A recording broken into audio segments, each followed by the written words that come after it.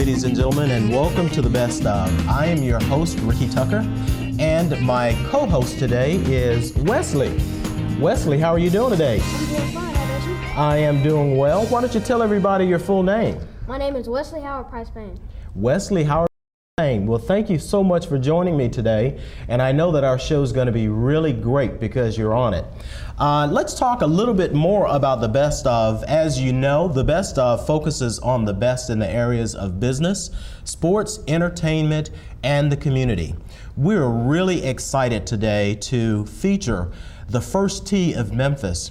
First Tee of Memphis has an incredible story behind it, and it's led by none other than Mr. Nyrone Hawkins. Mr. Hawkins, thanks for joining us today. Thank you for having us. All right, it's certainly our pleasure. And you are flanked by a couple of nice-looking young people there. Maybe they can introduce themselves. Who do we have here with us? My name is Carlin Bynum. Carlin Bynum, nice to meet you, sir. And who's that young lady to your right? I'm Corliss Armour. Corliss Armour, thank you very much. And you guys are all involved with the First Tee of Memphis, is that right? Yes, sir. Okay. Mr. Hawkins, talk a little bit more because our goal here is to really share with our listening audience about the First Tee of Memphis. Can you share some information with us about how it's gotten started, for example? Yeah, we are fortunate to be going into our 20th year. This October will be the 20th year for the First Tee of Memphis. We actually started in November of 1991 as MidSouth Junior Golf. We started at Pine Hill Country Club through the efforts of Charles Hudson, who was the head golf pro, and they had a desire to want to be able to introduce the game of golf to the people from that South Memphis community. So they got together and they said, how are we going to do it? They said, well, look, let's just have some get-togethers, teach some young people how to play golf, and it morphed into this. The story is told that the men at Pine Hill who were playing got a little upset because there were more young people on the course, so it was messing up their playing time. So they had to look to expand to do some different things, but over the past 20 years, our core values have remained the same, and that is to introduce the game of golf to young people who otherwise wouldn't be introduced to it, and to also teach life skills along the way. One of the things that we're fortunate to have is to have these two young people up here with me. They are testaments to what we produced through the First Tee and MidSouth Junior Golf. They actually came through the program, and now guess what? They actually give back. They spent their first day, we opened our summer program today, they spent their first day out working with young people from the ages of 5 to the ages of 18 today, giving back. Wow, that's awesome. And obviously, if we were on the show for a couple of hours, we probably still wouldn't be able to give all of the stories of a positive nature that you have to share with us. But since we don't have that luxury, what we'd like to do is to get the biggest bang for our buck. And let's find out some information from the young folks that have gone through the program. Mr. You, according to Mr. Hawkins here, you've actually gone through the MidSouth Junior Golf program, is that right? Right. I got into the program about 1999 and until 2003. Okay. And it afforded me the ability to play golf where I normally wouldn't have, and I was able to go to college on a golf scholarship also. Great. That's the kind of situations, typically when I was coming out of high school, I thought about maybe running track or football or baseball. As a matter of fact, I wanted to be a baseball player, but there weren't very many people that I knew of who were going to school on a golf scholarship. So that's incredible, and I'm hearing that more and more and more. But then going back to something that you said, Mr. Hawkins, too, yes, it sounds like golf is a part of the story, but as you talked about the values. So you're offering something really that's more than golf, is that right? It really is, and what I explain to parents and would love to explain to the general public, we are one of the best life skills organizations in the city of Memphis, because that's where we're gonna hang our hat at the end of the day, that our young people will leave and they will hang on to our core values. And just give you an idea, we have 3, you could pick, we have 9, you could pick any 3. My goal is to get the young people to hang on to 3 of them, and things like integrity, respect, hard work, sportsmanship. If we can get them to just hold on to some of those core values, and guess what? Not only will they become better golfers, but in effect, they'll become better people. They'll be better citizens. So, That sounds great. And ladies and gentlemen, really, I would really like for you to listen to some of the things that are being said by Mr. Hawkins, as well as some of our guests, because there is a lot that we have that we could give as a community, and we're going to gain it. You can see already from our guests, and we're going to have some more guests later on in the show. Now, typically when we see golfers, particularly at the MidSouth Junior Golf League, I'm sure that there were a lot of young men at that time, but it's really awesome when we see young ladies that are out, and we're seeing more and more young ladies. So Ms. Armour, we'd like to have you to really share some things with us so that the young ladies that are in the audience can get an understanding that you're looking for more young females to work with. So share some things with us about how you got involved and what golf has really done for you. Well, my name is Corliss Armour, and I'm 22 years old, and I attended Southern University on a golf scholarship as well. I started playing golf when I was 8 years old, and I initially wanted to get in the program at age 5, but I couldn't get in because the set level was 8. So now working with the first tee, it's better because you could be, the beginning level is, I believe, 5 years old. And before I started playing golf, I really wasn't doing anything, just staying at home and talking on the phone. I didn't really have a value for my life. So now I'm more well-rounded. I have a business side of my life now. I'm meeting new people every day, and I met a lot of great coaches who helped me with my life skills. And I honestly don't know where I would be right now if it wasn't for golf. Wow, that's saying quite a bit. So once again, ladies and gentlemen, I'm going to continue to talk to our audience because I think it's really important for them to get an understanding of how important this is. Now, you said that you wanted to start at 5, and you actually started at 8 years Yes. of age. Now, Mr. Carlin, how old were you when you started?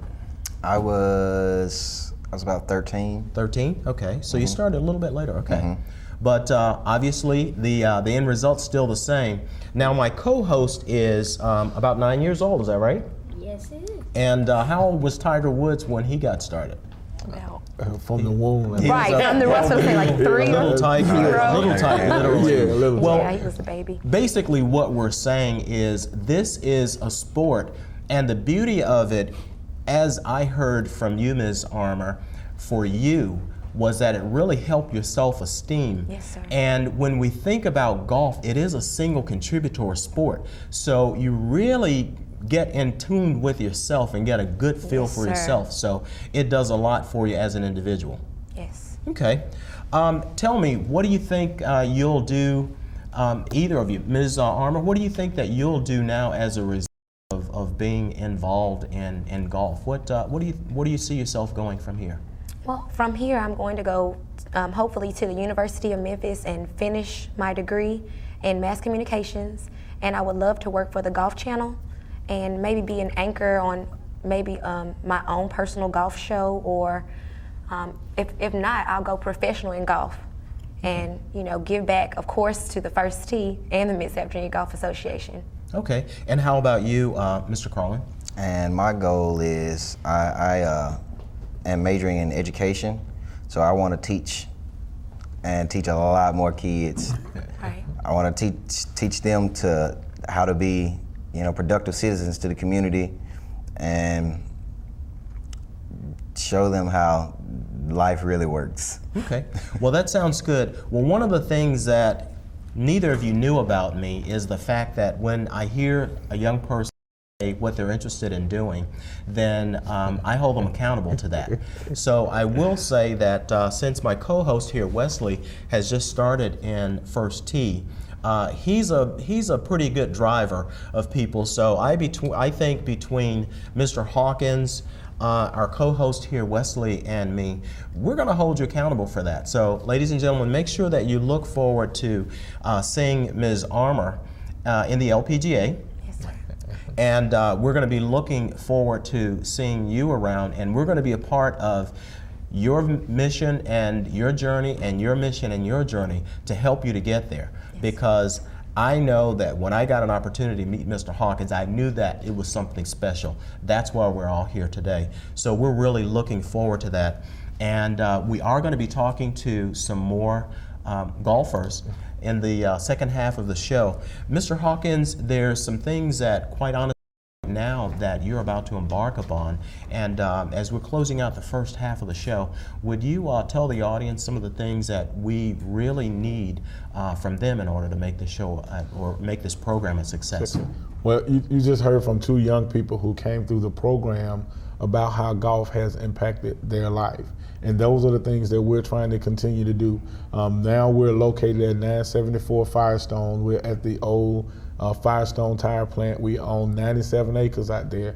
So we're trying to turn that 97 acres into an oasis or safe haven for young people to come and get great life skills, learn the game of golf, and to be productive citizens. Before we close out, I want to make sure that everybody's getting your phone number, because we need contributions and we need support for the First Tee. So as we close the first half out, will you give them your information so that they'll know where to send those? Our phone number is 526-1480. Number is 526-1487. And contributions is really going to help us out. We have a $3.5 million pledge from Firestone, and once we raise $2 million in our foundation, Firestone will actually release that $3.5 million. And just imagine how many young people's lives we could touch, not only through the game of golf, but how we can change and affect change in the North Memphis community by people just learning how to contribute, to give, and to be a part of who we are. Okay, now I didn't know this. So in other words, you're putting me on the hook for you and me having to go out and raise $2 million. Okay. Right. I think we can do it, though. Yeah. I believe that we can. And as we close out this first half, ladies and gentlemen, we'll make an appeal to you to give your part to really support the First Tee of Memphis, because we're really interested in changing the lives of some young people, and we want to further enhance the lives of people like Mr. Carlin Bynum, Ms. Corliss Armour, and of course we've got our next rising star here, Mr. Wesley Howard Price Payne. Is that right? Yes, it is. Anything you'd like to tell these guys other than goodbye? We're going to wrap up the first half, and then we'll come right back. So will you tell them, the ladies and gentlemen in the audience, that we'll see you in just a moment? We'll see you in just a moment. We'll be right back. All right.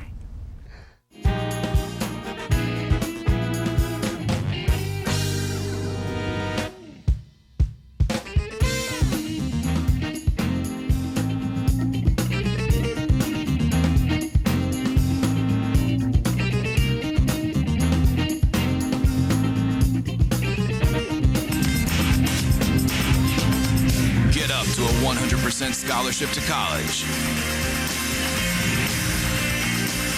and up to $6,000 in assistance. Get paid to learn valuable job skills. Maybe make an extra 20 grand when you join. All while you serve your community and your country. Learn more at NationalGuard.com.